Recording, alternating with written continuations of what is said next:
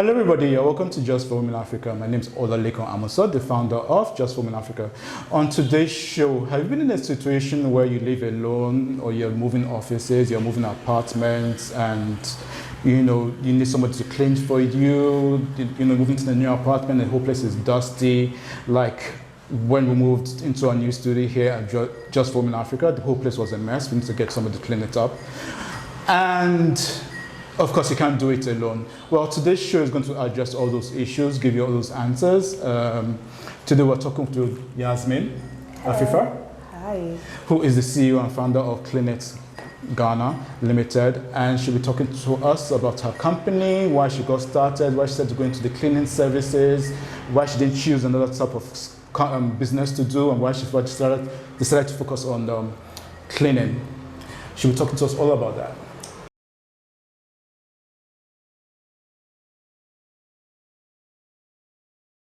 All right, yeah, welcome to Just for Women Africa, Yasmin. Thank you. All right, Yasmin, can you just tell us briefly about yourself before we get into Cleanit? Yeah, sure. So I'm Yasmin Afifa. I'm the CEO and co-founder of Cleanit Ghana Limited.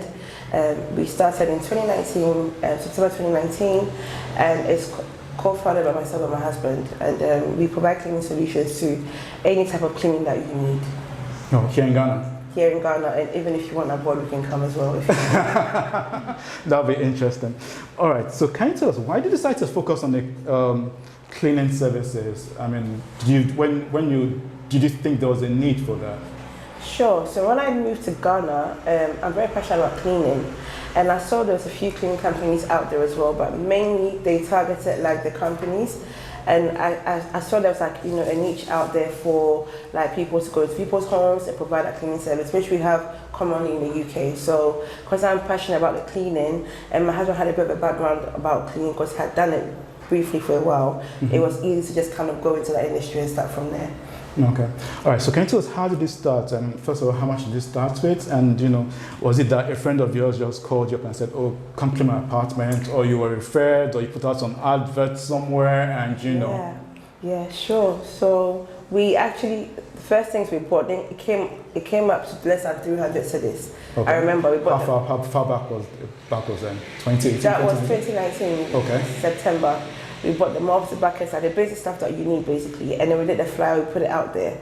And as of that time, we hadn't even got our uniforms ready. We were just like, let's put it out there and see what happens. So we put it out there, and we're just at a wedding, there, chilling, and then someone gave us a call saying, I need cleaning tomorrow, can you come? As of that time, we didn't have our uniforms ready. We had bought like the basic stuff, but we had not even like properly got the team ready. So we had to leave the wedding, run and get some tops, call people up sick, right, can you clean tomorrow? And then just like that, we started. We went to do the job, we got some money, we was very happy with the job, and then we just thought, this is us, we can do it, and that's how it started. Okay, all right. And mostly when businesses start, we find people doing things themselves. So when did you start? Did you do the cleaning yourself, or you had to hire some few people? I hired people, and then I was on site, like, because I have eye for detail, I'm like, do this, do that. When they miss things, I'm telling them what to do, but they would clean, and I would be there supervising what they're doing, making sure it's done properly. Okay, all right. Starting a business far back as 2019, what were some of your challenges you encountered in setting up a business like that here in Ghana? Having been in the UK for a while and things that are different. Being in Ghana, having to start up your own business. I feel like in Ghana things are not straightforward. So like, for example, we had to go to the Registrar General to register, but certain things you don't know, so maybe you start operating and they're like, oh, you should have done that, but then where would I learn that thing from? Okay. If it's not like there's a place you can go to, maybe there is now, I don't know, but it wasn't like straightforward where you're doing A, B, C, D. You're doing A, you carry on working, actually need to do B, C, you didn't know that. And then, for example, another thing that we struggled with the most was getting staff as well. Because you get people, they come one day, they're not serious, they get paid, they're happy, they don't want to come back till they're broke again. So it was a thing of knowing where to go, and also the staffing issue was a big problem. Okay. Yeah. You just mentioned that basically staffing issue. You pay somebody, the person goes, the person doesn't come back, or gives you excuses over the phone. Yeah. I had to go for a funeral. My mother is sick. My cat died. It's a lot of stories, yeah. Yeah. So how do you get to deal with issues like that? So when you're lucky and you get maybe 1 or 2 workers who are good, you make them happy, and then you tell them, recommend people like you for the company. because usually they come, they get paid 1 or 2 days, and they're so excited, they make some money, and then they don't want to come back. So when you get 1 or 2 who are really serious, you try and get them to bring people that they know on board, and then that way when they come, they're more serious because they've been recommended by someone. Okay. But when they're just off the street, it's quite hard because they don't owe you any loyalty. They just come, get the money, and go. Okay. You did mention that you run the business with yourself and your husband. Yes. Right. Okay. Well, is it supportive to you as a woman running your own business? Or he most women say, men try to, dominate over women. What is it like? I'm not gonna lie, he's amazing. He makes me take control of things, and when I need him to also step up for certain things, he's there. But mainly, he lets me run the business, and then as of when I need him to jump in, he's there.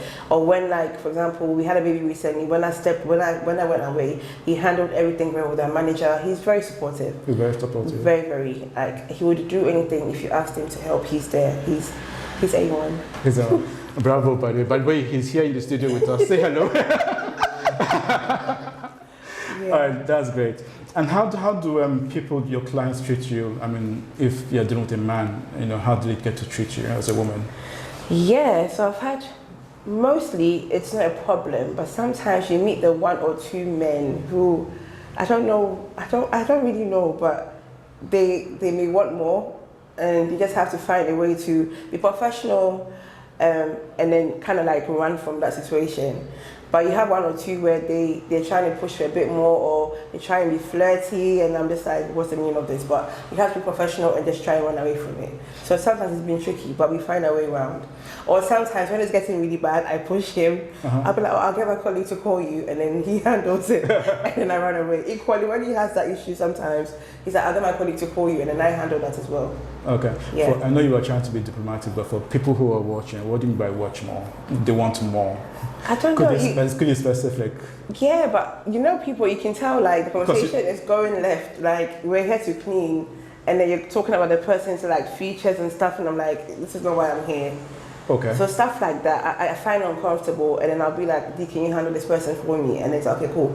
So the next time they call, oh yeah, Yas is busy, I can handle this, and then we avoid that situation, because some people cannot be professional. They kind of like go off a bit. I don't know why. Okay. So when that happens, that's when he steps in, and then he's professional, not like, why are you talking to my wife like that? No, they don't even know he's my husband. They're like, oh yeah, your husband's out there, she's in a meeting, I can take this for you, but there's no meeting, like, we just want you to be, deal with it kind of thing. So yeah, that's how we deal with it. And you still get the job after he does it? Most times we still get a job. Okay. We do actually, yeah, we do. Okay. Yeah. All right. Okay, that's good to know. That's good to know. All right. So let's talk about clinics. You're based here in Accra, Ghana. Yes. Have you worked in all the regions in Ghana? I mean, do you get jobs from basically outside the capital, Accra? Oh yes, we do. We've done Central Region, we've done Eastern, we've done, is it Northern Region still, or Sahara?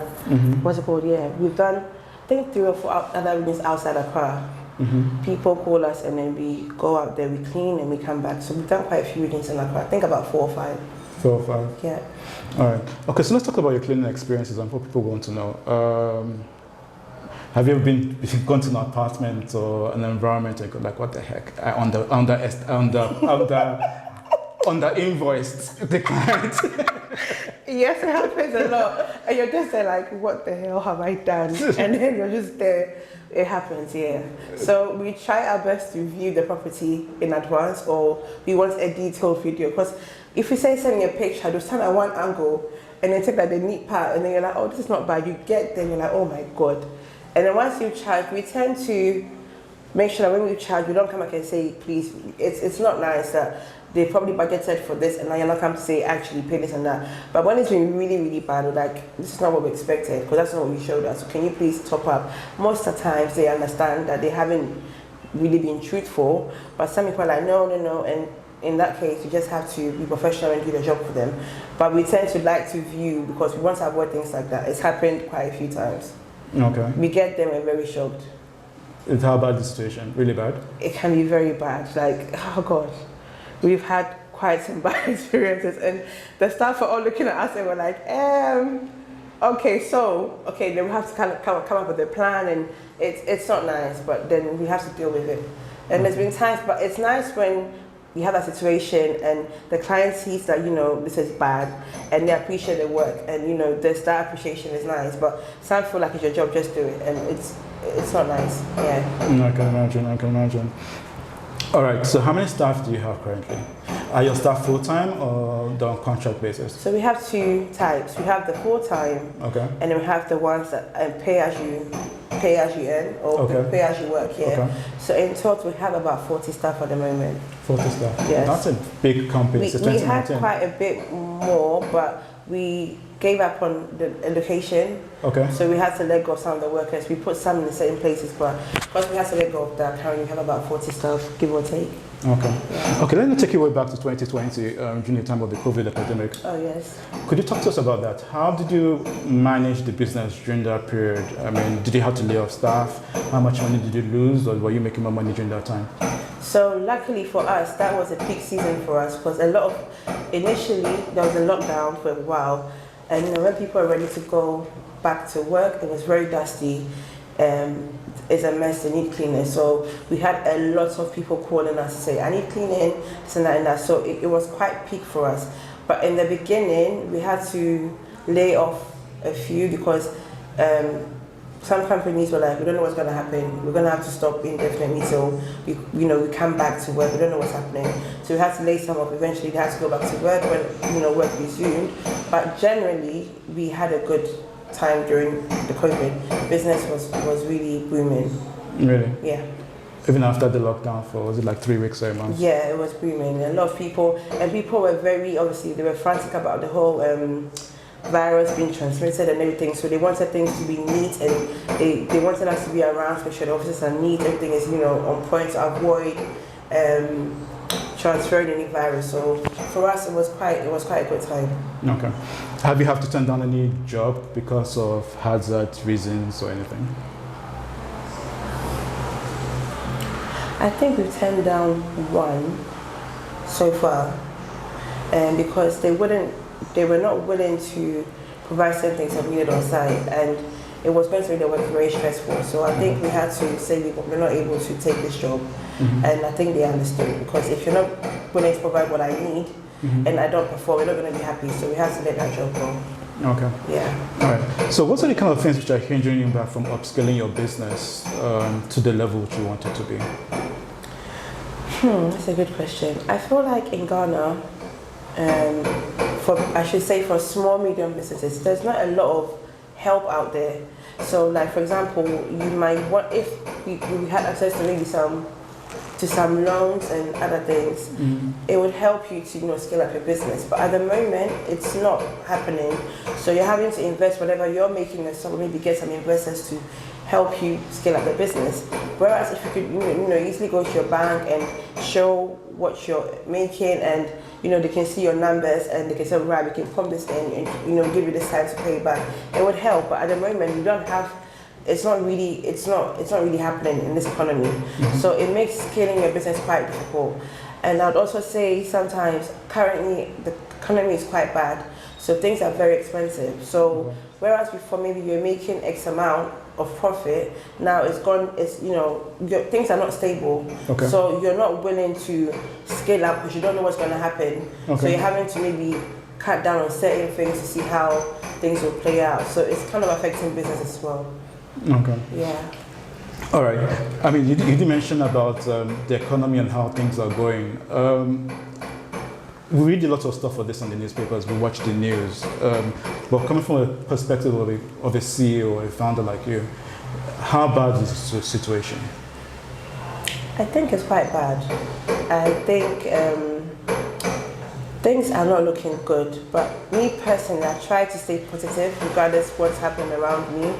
But it's affecting a lot of businesses right now. So for example, people want to patronize their service, but they're having to cut down on costs as well. So whereas maybe, for example, they would have given you the whole building to clean, now they're probably giving you just one floor because they're having to make workers work from home and cut down on costs. So it's affecting everything. So it's quite a big thing, but let's see how things play out. But I'm just trying to be positive about the whole situation and see how things go. Okay. All right. You did mention that you moved from the UK to Ghana. Yeah. I mean, and things are going bad. are you in Ghana full time now, or do you have plans of going back because things are not working out the way you thought it would be, business wise? I have been here for almost 4 years, and I'm not willing to just pack up and run back. I don't think that's an I mean, it's an option. If it came down to it, I could just pack up and just carry my family and just go. But I think it's a phase we're going through, and life can't always be how you want it to be. You have to find a way to make things work. So we'll find things, I'm sure, as things are being, stabilized, we'll find a way around it. But currently, I'm not looking to run back because things are, shaky. I'll still stay here and see how things go. Okay. All right, let me ask a very important question.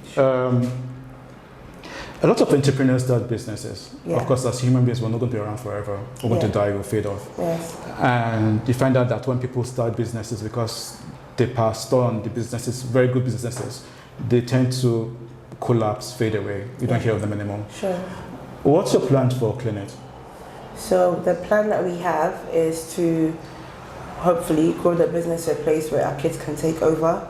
So they might also have their own interests. It might not have to be necessarily in cleaning, but they still have, they oversee the business, and that's like maybe the main thing for them, or it might be like a side company we have on the side, but we want it to be a family business for our children. Okay. So they can still follow their passion, but they will still have a company they're running, either as a CEO or hire a CEO or whatever, and just make sure it's running, bringing in money for the family. Okay. All right. Okay. So we're about to round up the interview. To our viewers who are probably just hopping on board onto the interview, could you just tell us briefly what's Clinet? What do you clean and what don't you clean?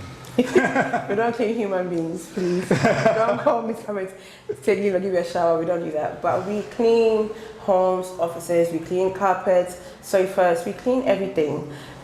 Basically, it doesn't matter how small you think it is. If you call us, we can always tailor something for your space or property.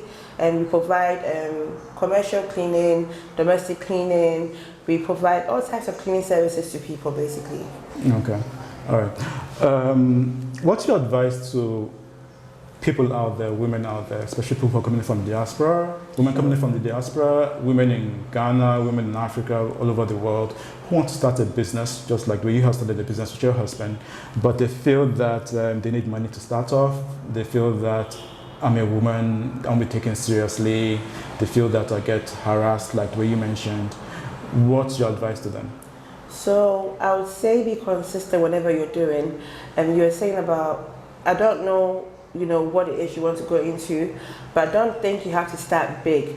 Even if you have whatever you can start, I don't know how to say, for example, some industries you can start with 100 Ghana cedis start. If you can start with 500 start small and then work your way up, but be very consistent with what you're doing. Take feedback as well.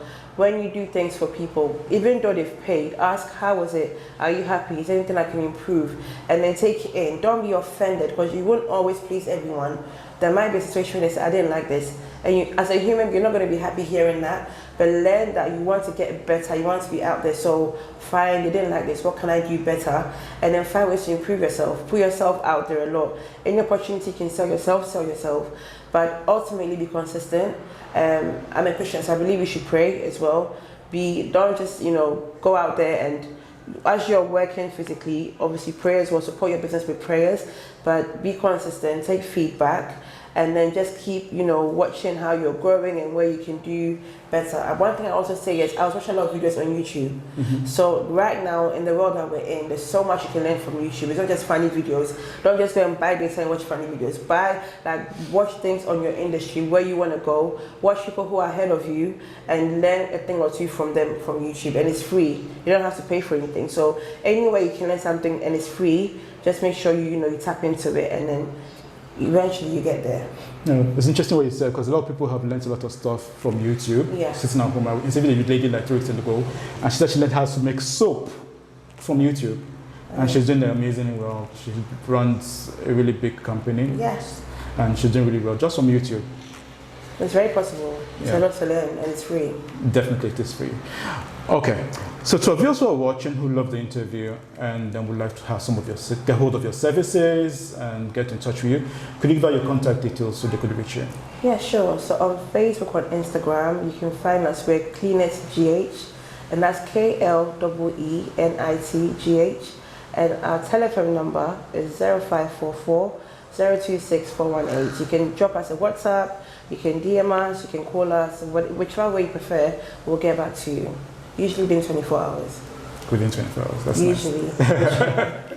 Do you work 7 days a week as a cleaning company? No, we usually do 6 days, but very rarely we'll do the Sunday if it's like an emergency, like a flooding or something. But we tend to do 6 days a week. Okay, that's great. That's great. All right, Yasmin, thanks so much for coming on the show. It's really lovely having you here with us. We look forward to interviewing again in the future. Thank you. Thank you. And to viewers who are watching, don't forget to like, subscribe, tell your friend who knows a friend about Just Women Africa.